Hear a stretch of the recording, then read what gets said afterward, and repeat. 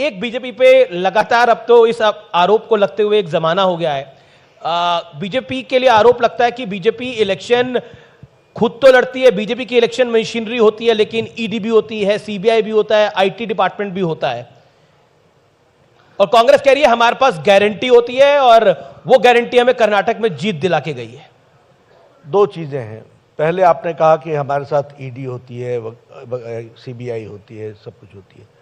कौन सा ऐसा केस है जिस केस में किसी नेता को रिलीफ मिला हो?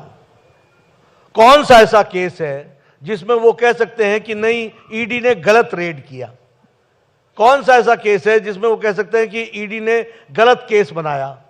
और कौन सा ऐसा केस है जिसमें वो कहीं कोर्ट में गए? एक तो गए नहीं, अगर गए तो उनको राहत मिली है। इसका मतलब आप भ्रष्टाचारी हैं, और भ्रष्टाचारी को लाल किले के प्राचीर से प्रधानमंत्री मोदी जी ने बड़े स्पष्ट शब्दों में कहा है कि भ्रष्टाचार बर्दाश्त नहीं किया जाएगा। लेकिन एक सवाल है कि सारे भ्रष्टाचारी विपक्ष में ही मिल रहे हैं और ईडी भी विपक्ष के नेताओं का ही डोरबेल बजा रही है, दरवाजे खटखटा रही है। ये हमारी पार्टी में जिस तरीके से हम लोगों को ग्रो कराते हैं, यही तो नियत का फर्क होता है।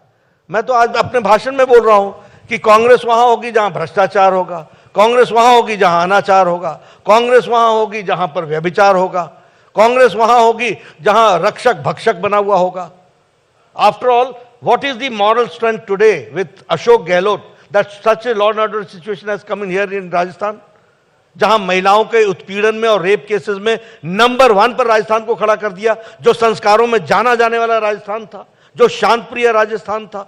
तो ये कैसे हुआ है? ये इसलिए हुआ है क्योंकि आपने पॉलिटिक्स के खातिर लोगों के साथ कॉम्प्रोमाइज करते हुए, नियम को ताक पर रखते हुए रक्षक को भक्षक बनने में प्रेरित किया। आपने अशोक गहलोत की बात करी तो बीजेपी, प्रधानमंत्री मोदी, आप, गृह मंत्री अमित शाह बार बार लाल डायरी का मुद्दा उठा रहे हैं। अशोक गहलोत कह रहे हैं ये लाल डायरी बीजेपी के हेडक्वार्टर में बनी है। ऐसा है ना, सबसे पहले तो बताइए, ये राजेंद्र गुड़ा साहब जो थे, इसको लाया कौन था? गहलोत साहब लाए थे। ये किसकी पार्टी में थे? ये किसके मंत्री थे? और बतौर मंत्री विधानसभा में लाल डायरी दिखा के बोलने वाला कौन शख्स था? सारे पात्र तुम तय करो और तुम्हारे खिलाफ सारी चीजें हो, वो कह रहे, और वो हमको बोलो कि हम मैन्युफैक्चर करते हैं। राजेंद्र गुड़ा, वो कह रहे राजेंद्र गुड़ा आप ही के पात्र हैं, सब आपके साथ मिले हुए हैं। ऐसा है ना, मैं फिर इस पर कहना चाहता हूं कि काल्पनिक दृष्टि से आप अगर इतने इस लेवल पर चले जाएंगे तो उसका तो कोई जवाब नहीं है। मैं तो आपको प्रूफ के साथ बता रहा हूं। बताइए वो आपका कैबिनेट मिनिस्टर था कि नहीं था?